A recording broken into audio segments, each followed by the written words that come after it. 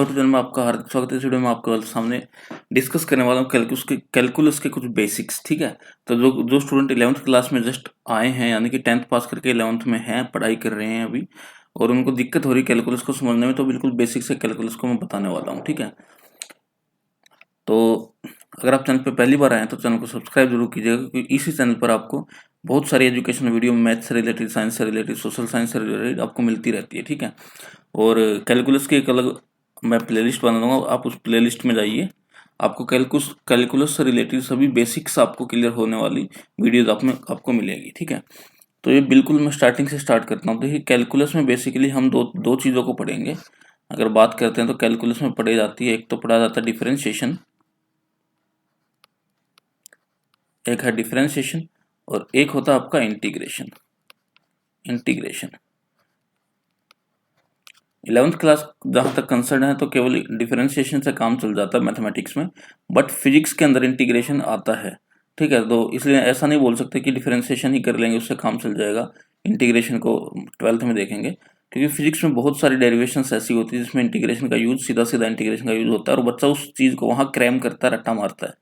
तो उन चीज़ों को अवॉइड करना है आपको, मैं बिल्कुल बेसिक से बता दे रहा हूँ डिफरेंशिएशन और इंटीग्रेशन का। ठीक है, देखिए, सपोज कीजिए ये कोई वायर है जिसकी लेंथ है एल। ठीक है, ये कोई वायर है जिसकी लेंथ है एल। तो इस वायर को अगर मैं छोटे छोटे बिल्कुल टाइनी सेगमेंट्स में अगर डिवाइड करता हूँ, और हर उस टाइनी सेगमेंट को, छोटे सेगमेंट को डीएल बोलता हूँ। ठीक है, तो मैं हर छोटे सेगमेंट को डीएल बोलता हूँ। ये डीएल है, ये डीएल है, ये भी डीएल है, ये भी डीएल है, ये भी डीएल है, ये भी डीएल है, ये भी डीएल है। अब ये डीएल क्या है? डीएल बोला था differential length. Differential length DL है आपका डिफरेंशियल लेंथ। आप बार बार पढ़ेंगे, डीएक्स डीएक्स आता है तो डिफरेंशियल एक्स होता है। ठीक है, तो अब एक सिंपल सा फंडा आपको समझना है कि इन सभी डीएल्स को, DL plus DL up to N तक अगर मैं लेके जाता हूं, तो इस चीज को मैं सिंपली लिख सकता हूं कि integration of DL limit 0 to N.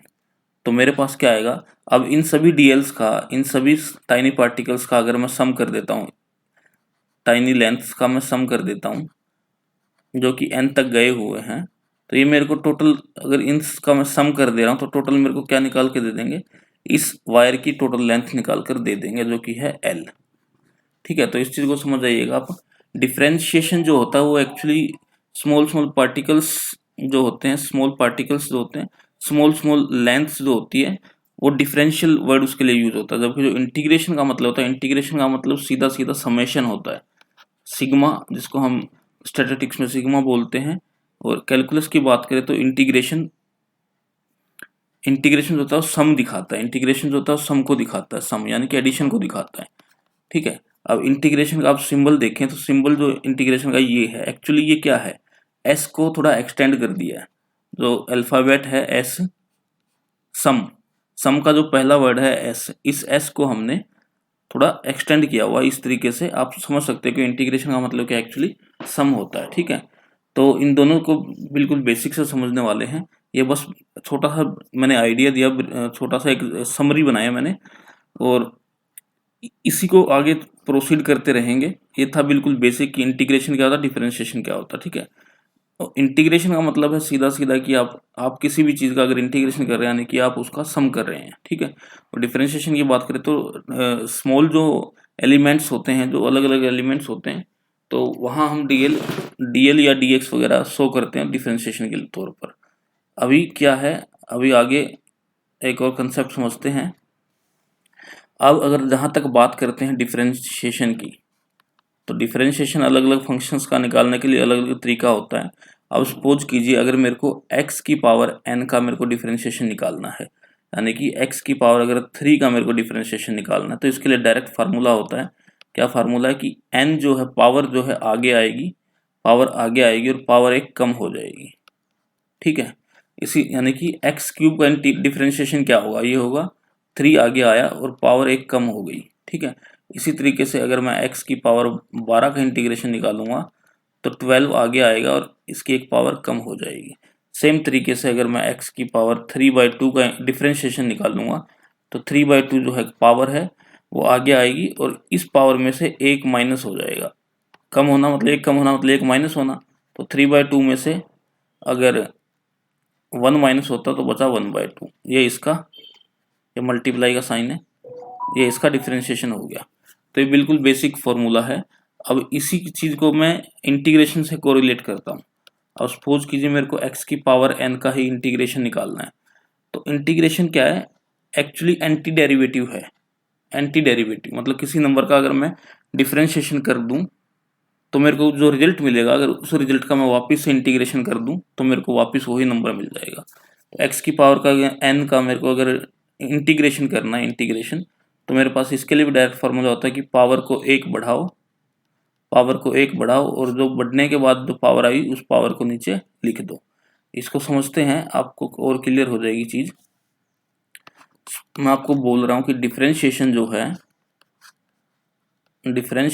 है और जो इंटीग्रेशन है